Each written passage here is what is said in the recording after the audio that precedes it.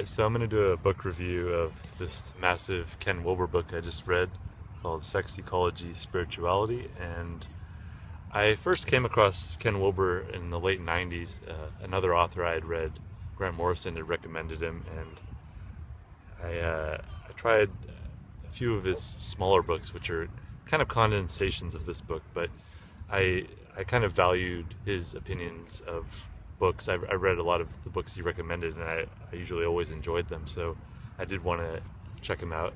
And it's like 800 pages, so this took me like a few years to get through, and I did finally just get around to plowing through it in the end, and it was a great book. I really did enjoy it, so I just kind of wanted to talk about it a little.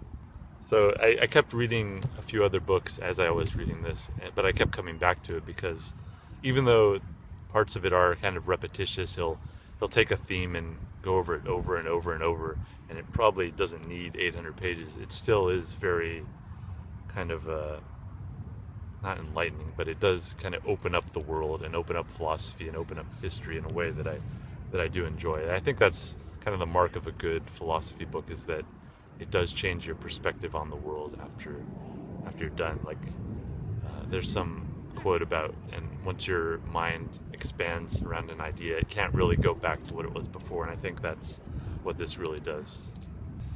I like how he connects a lot of ideas, a lot of really big ideas. I mean, this is a book of huge ideas about all of human history, human evolution, and how not just physical evolution, but like cultural evolution, individual evolution, and how that takes place. So what I enjoy is that, like, when I look at people now, and when I look at anything, I see that process of that evolution. I think evolution is a good kind of key word for Ken Wilber's themes. He's very interested in personal evolution, and he extends it into the future in a way that maybe you won't agree with, but it is still interesting, and it kind of forces you to like think about those ideas about how human culture is structured, and how it holds itself together, and how it's in some ways is tearing itself apart. So when I look at the news, or when I look at a history book now,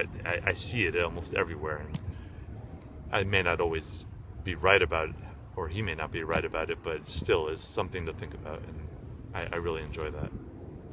He covers a huge range of philosophers in the book, and there's about 40 pages of the bibliography itself, from like pre-Socratic philosophers all the way to like modern existentialism and modern systems theory and everything. But what I like is that he kind of dissects where he feels those other philosophers are wrong or where they're right. He talks a lot about Plato and Plotinus, and in the East, Nagarjuna, and I'm trying to think, Ramana Maharshi is like a big Eastern philosopher that he also admires a lot. So he calls his philosophy integral, and that basically means that he's looking at all these he tries to incorporate as many other philosophical systems, scientific theories, religions as he can, and into his system, and include them all. He talks a lot about like everybody being right to a degree, but some things being more right than others. He talks a lot about hierarchies, and how like a lot of theorists resist hierarchies, and how they kind of confuse kind of things like racial hierarchies as wrong, but like things like people having, like, he talks about pluralistic values, like things like liberation movements, racial equality, women's rights, things like that. So he talks about that being actually a hierarchy, in a sense that we value that as more valuable than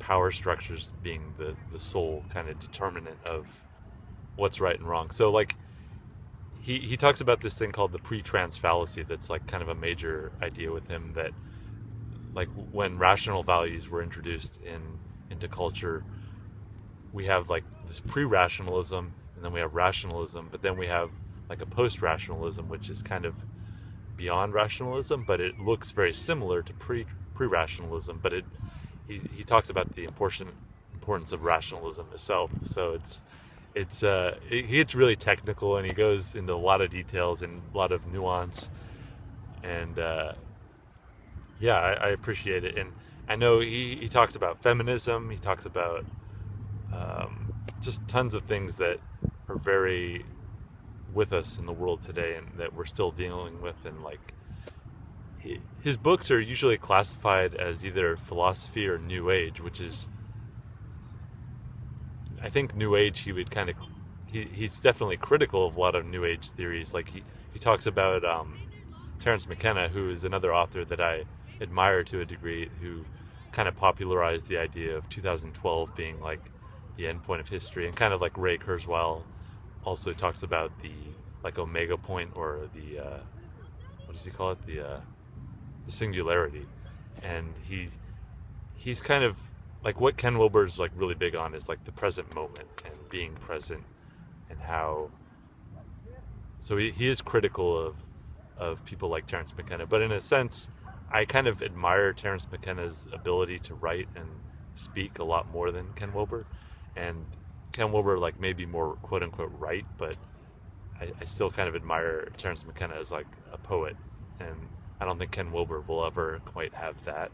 But what he does have going for him is his ability to carry these huge ideas. So yeah, personally with me, like, this book is relevant in that when I have conflict with people, or issues, or see something in the world or the city that I don't like, I kind of have to like view it through like different paradigms and different understandings, and really see that people really are living in different worlds in a sense. And I keep that in mind. And I mean, he talks about meditation a lot, and I meditate, so I think that's something that I value even more after reading this book.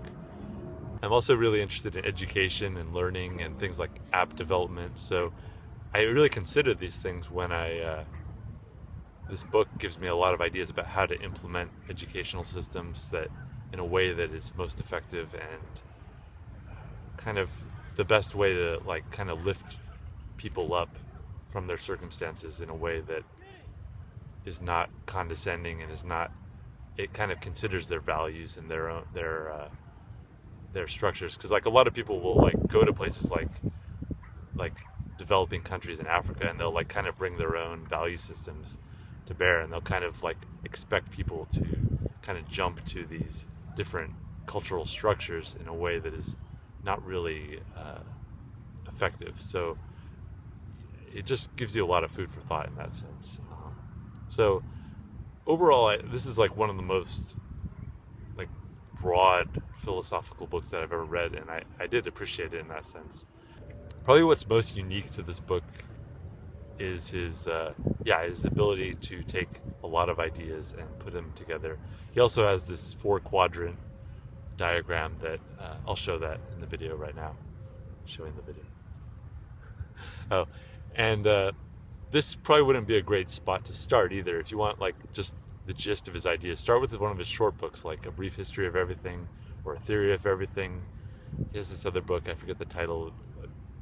I'll include a picture or something, and check it out. But there are a lot shorter books that are about 100 to 200 pages. Oh, The Integral Vision, that's another one that's pretty short. So yeah, pretty much any of his books from about 2000 2010 are better introductions to him.